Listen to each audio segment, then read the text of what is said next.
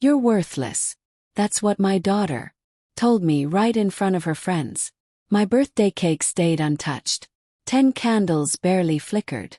One for every year I poured myself into raising her. They looked ashamed to glow. You unclog toilets.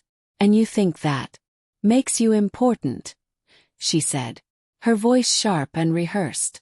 Mom's boyfriend owns 3 restaurants. They laughed. Not just her. My wife laughed too. Well, it's time you faced reality, she added, her wine glass swaying like it wanted to spill secrets itself. You were always a stand-in. I didn't react. Didn't ask why. Didn't beg. I walked to the bedroom, packed one duffel. 30 minutes later I was on the highway. By mile 10 my phone wouldn't stop buzzing. 29 missed calls. And I hadn't even started yet. I met Claire when I was 23. I dreamed. Built. That was our flow. She imagined homes. I laid tile, staged kitchens we couldn't afford. Skipped parties, worked doubles. Fixed leaky pipes just to keep the lights on. When Ava was born, I held her before the nurses even cleaned her. My hands were calloused from work. But I cradled her like glass. I thought love meant showing up. Paying bills, being steady. I didn't know I'd be judged. For being quiet, for working long hours. For not being flashy. Claire used to brag. She called me her man. But over time, our future became my responsibility alone. Late nights turned into dinner receipts. From places I'd never been. Ava picked up on her mother's sighs. That's when I knew. Betrayal doesn't always scream. Sometimes it whispers and lingers. The signs weren't obvious. A second phone in her purse. Found while looking for allergy pills. Messages from Colin. Dinner plans. Photos of them. His arm around her. Her in a dress I never saw before. Their grins. I never confronted her. Not my way. I watched. Took mental notes. She mistook silence for stupidity. But silence hears what yelling can't. And Ava she slipped too. Dad turned into David. Roles replaced hugs. She copied a man she never met. And spat on the one who raised her. I didn't cry. Didn't crack. I just decided. If I was temporary, I'd leave something permanent. I moved in with my brother a few towns over. Put space between us. Not to forget but to breathe. Revenge, like plumbing, is all about timing and pressure. Step 1, call in the favors.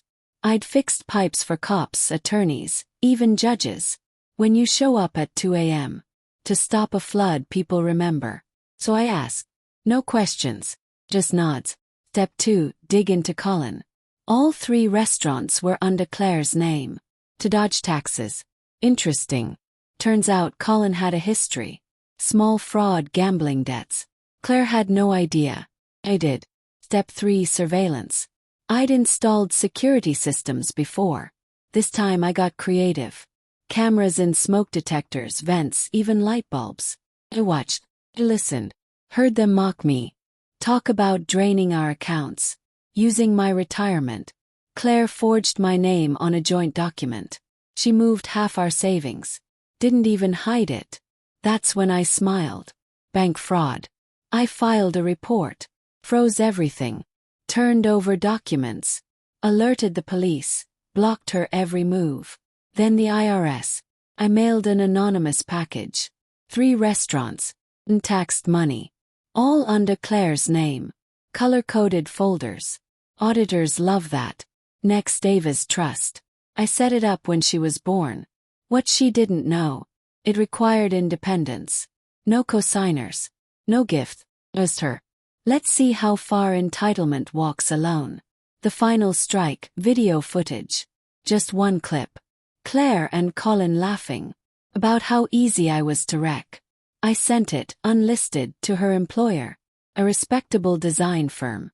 She was unemployed within 48 hours. Then came the finale. I asked to meet. Said I'd sign everything.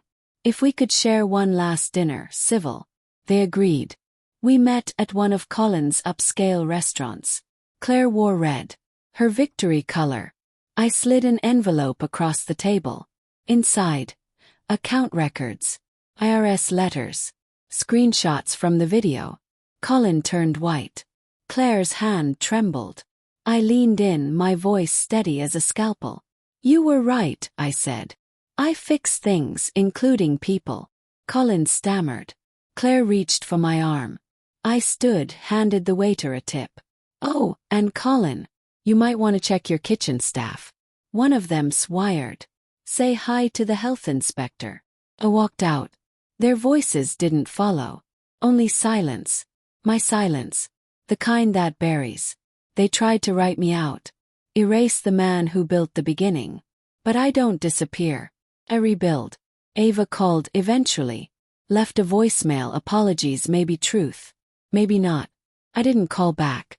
Betrayal is an art. But so is revenge. And I don't fix toilets anymore.